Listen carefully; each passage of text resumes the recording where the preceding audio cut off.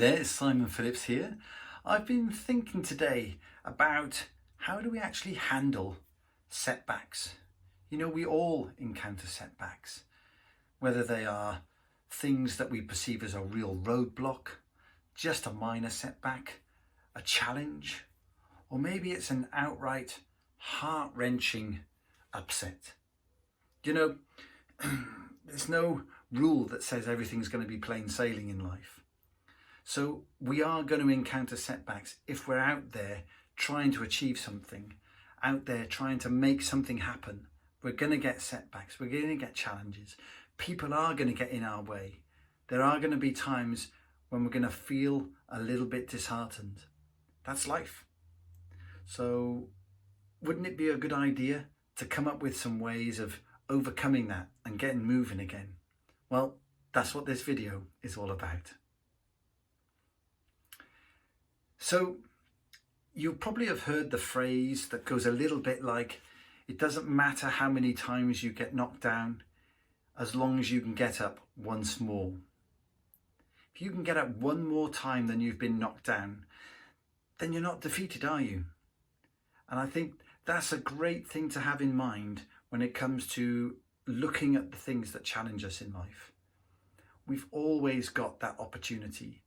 Les Brown talks about, he has a phrase that says, if I can look up, then I can get up. I just think that's simple and I think it's brilliant. If I can look up, then I can get up. And sometimes that's how life feels. We're just down on the floor, yet another kick in the face, if you like.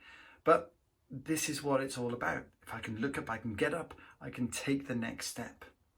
Do you know what? All success in life, whether that be in education, whether it be in sport, whether it be in business or life, comes down to the success, if you like, is measured in tiny, tiny increments. Think about Usain Bolt, fastest man on the planet. We're talking thousandths of seconds between first and second places in most 100-meter races. We're talking about one more call in a business context. It might be one more network connection. It might be one more meeting that makes all the difference as to whether or not your thoughts, your plans are going to succeed. You know, just over the weekend I was running a quiz and one of the teams were arguing over half a point. And for some people in the quiz, they were thinking, oh, why on earth are we arguing over half a point? At the end of the day, there's loads of questions, loads of opportunities. But from their perspective, they thought it was important. And what was really funny was they won the quiz by half a point, which is pretty interesting, I thought, in terms of what it takes to succeed. Some people were quite happy to almost like give up on that half a point. But their perspective was half a point could be all the difference at the end of the game. And indeed it was. So if that's the sort of the mindset, if you like, of what it takes to succeed, what gets in the way? Well, I thought of it as being four things. It might be apathy. It might be low energy. It could be despondency. Or it could be, maybe I've got a low self-esteem and that's preventing me moving forward. So if you're suffering from any one of those, I just thought I'd give you maybe some interesting perspectives on it. Think about apathy, for example. If you're feeling apathetic, it could be you're just not that clear on why you want to achieve what it is you're trying to do. If you're clear on your why, then you're sort of almost imbued with an energy. You're given that focus by the virtue of the fact of I've got a why and therefore I'm going to keep going. And it's all linked to the energy. If I'm feeling low on energy, it's sometimes because I'm not clear on the why, and sometimes it could just be that I'm tired.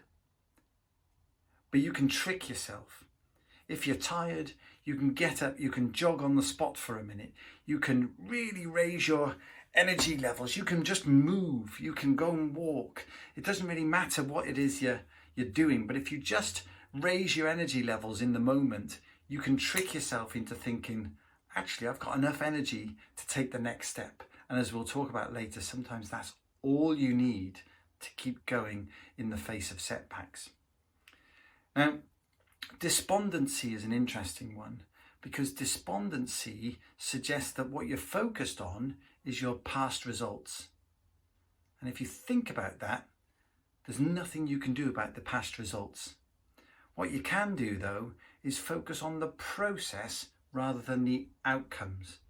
If you can get to enjoy the process, then does it really matter if you're going to achieve that goal? Now, the goal is important, but obviously we need to set that goal. We need to give ourselves something to achieve.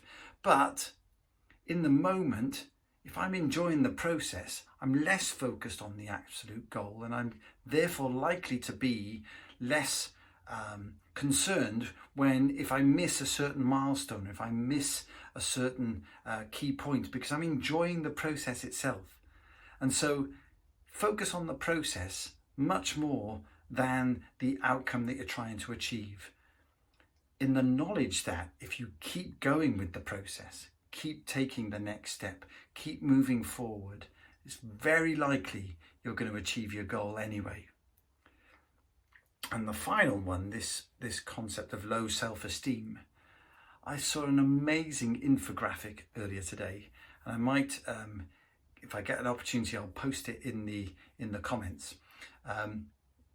Basically, it said, just being here, you on this planet right now, with your parents, with your background, you being here, what do you think the chances are of that ever happening? Pause the video and have a think. And if you get a chance, jot your numbers down in the comments below, and I'll get back to you. Did you write something? So the chances of you being here are 1 in 10 to the power of 2,685,000. Now think about that. That's 10 with 2,685,000 zeros after it. That's the chances of you being here. 10 to the power of 2,685,000 to 1. That's infinitely more zeros than the number of atoms in the known universe.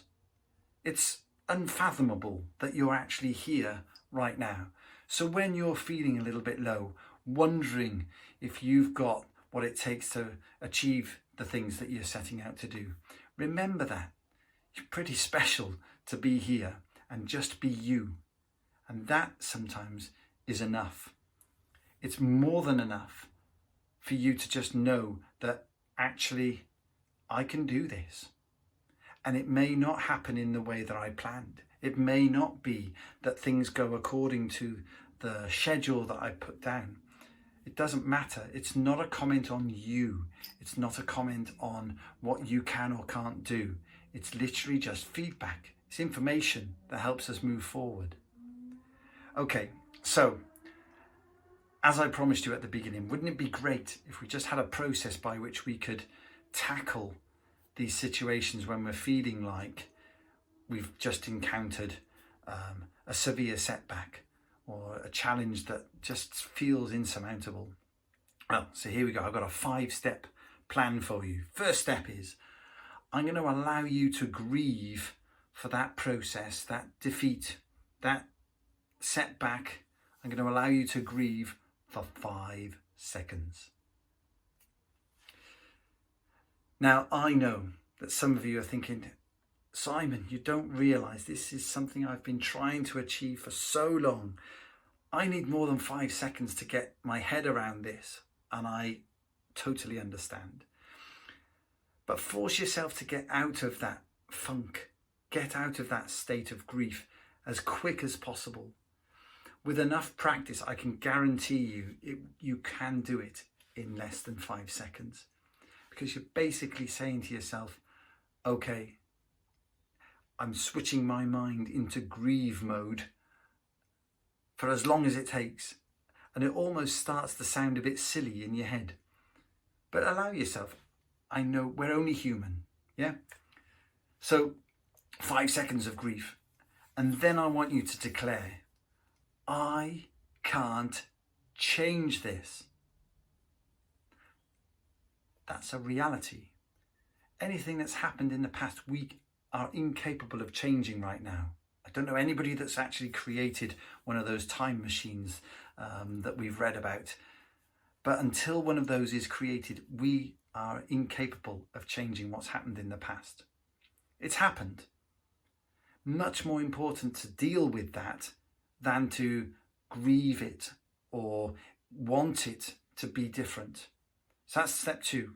I can't change this. Step 3 is I want you now, because we're in that sort of position where we can think about things, I want you to ask yourself, what can I learn from this situation? What have I learned as a result of this setback? What's it telling me? What's the information I can gather that will help me as I move forward? They often say, we don't lose, we either win or we learn. That's the point I'm asking you here. What have you learned as a result of this latest setback? Step 4. Let's put a plan together. Can I plan a new route? Can I plan a new time schedule? Or maybe I need to plan a new destination altogether. You know, there's no rule that says we can't change our goals. There's no rule that says putting in place a different outcome is not allowed. It's your life. It's your opportunity to deal with as you wish. So, but the key is to put another plan in place. The setback has taught you something. It's given you some feedback. It's told you maybe you were being too aggressive with your plans. Maybe it's telling you some people aren't ready for what it is that you've got to share. So you might need to take a few steps back. That's fine. That's why we ask, what can I learn in step 3? Because step 4, I'm going to put that learning into my new plan. And then finally, step 5, the last step, is the first step on your new journey. You will have done some thinking, and that's okay. You don't want to get stuck in thinking mode though. Taking that first step, however small, will enable you to get moving again. You know, sometimes the smallest step is all you need to feel like you're back on track. Things are going to be better. Things can work out this time. And if you can get that first step and those first 3 or 4 steps under your belt, then all of a sudden the momentum is starting to build again. Your enthusiasm for the task will go up. You'll start to enjoy the process much more than the outcome that you're going to achieve in the future. And all of a sudden you'll be re-energized and you'll be looking back thinking, setback? What setback? So there you go, 5 steps. Grieve for 5 seconds. Declare, I can't change this. Ask yourself, what can I learn? Plan. What can we redo? How can we do this in a different or a better way? And take that first step. That's it. 5 quick steps. I hope you find them as useful as I do. I've faced lots of setbacks along the way.